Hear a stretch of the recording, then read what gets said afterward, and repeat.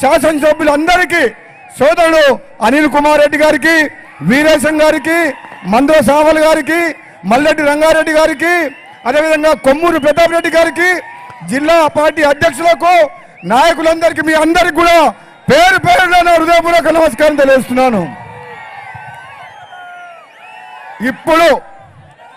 ఇప్పుడు మొదలైంది ఆట. తెలంగాణలో రాజకీయాలు వేడి ఈ రోజు నుంచి తగ్గుతాయి. మన గౌరవ ముఖ్యమంత్రి రేవంత్ రెడ్డి గారికి కుడి పక్కన కోమటిరెడ్డి వెంకటరెడ్డి, ఎడమ పక్కన కోమటిరెడ్డి రాజగోపాల్ రెడ్డి. రేవంత్ రెడ్డి గారికి కోమటిరెడ్డి బ్రదర్స్ తోడైతే ఉంటారా వేరే పార్టీ ఏదన్నా? డిపాజిట్లు వస్తాయి ఎవరికైనా? మళ్ళా 20 ఏళ్ళ వరకు మళ్ళా ఎవరు మాట్లాడే అవసరం కూడా లేదు. ఈ పొట్టి జగదీశ్వర్ రెడ్డి మంత్రి మా జిల్లాలో మేము చెప్పినాం 12కు 12 గెలిపిస్తా అని చెప్పినాం.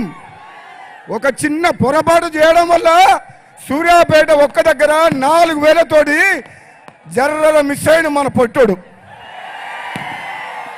ఏ మంత్రి అయ్యా, ఏమేమో విరవిగుతున్నావు? మా ముఖ్యమంత్రి గారు మీ అవినీతి చర్యల మీద, మీ 10 ఏళ్ల పాపాల మీద మొత్తం ఎంక్వైరీ చేస్తున్నాం. నెంబర్ 1 వికెట్ పడిపోయింది.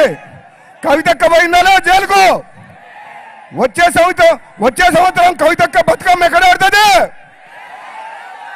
తీహారు జైల్లో ఆడుతుంది. మీ అందరు చెప్తున్న సోదరులారా, ఒకడే ఒక మాట చెప్తా. 10 ఏళ్ల పాటు అప్పుల పాలు చేసి ఆగమైన తెలంగాణ మొత్తాన్ని, ఈరోజు తెలంగాణ రాష్ట్రాన్ని గాడిలో పెట్టే బాధ్యత, నిజమైన బంగారు తెలంగాణ చేసే బాధ్యత మన గౌరవ ముఖ్యమంత్రి గారు రేవంత్ రెడ్డి గారు తీసుకున్నారు. మీలాగా టిఆర్ఎస్ పార్టీ లాగా కుటుంబం కోసం, కమిషన్ల కోసం ఈ ప్రభుత్వం పనిచేయదు.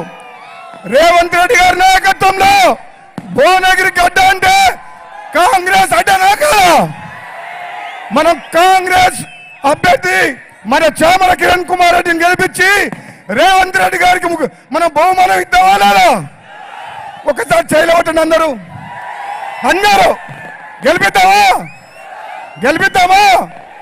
మీ అందరి తరపున గౌరవ ముఖ్యమంత్రి గారిని ఒకటే వినయం చేస్తున్నా. నేను ఎంపీగా ఉన్నా 5 ఏళ్లు తెలంగాణ కోసం పార్లమెంట్ లో కొట్లాడి భువనగిరి ప్రజల కోసం తెలంగాణ తెచ్చిన, అవునా కాదా?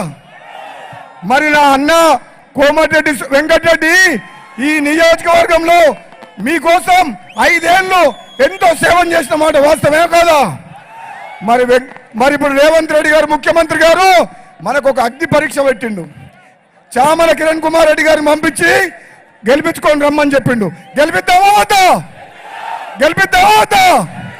మేమందరం కూడా ఈ రోజు నుంచి రాత్రింబగలు కష్టపడి నల్లగొండ పార్లమెంట్ లో మెజార్టీ ఎక్కువ వస్తుందా, భువనగిరి పార్లమెంట్ లో మెజార్టీ ఎక్కువ వస్తుందా? మనకు పోటీ బీజేపీ బీఆర్ఎస్ కాదు, మనకు పోటీ నల్లగొండ కాంగ్రెస్ తోటి, అవునా కదా?